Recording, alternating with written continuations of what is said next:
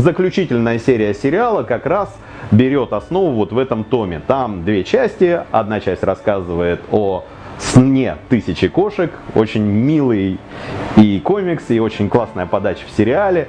Такая прямо мимимишная, да, о том, что на самом деле кошки правят людьми. Просто кошки об этом немножко забыли. И если кошки когда-нибудь договорятся и в тысячером увидят сон о том, как они управляют людьми, все вернется обратно. И они будут охотиться на людей и играть с ними в кошки-людишки.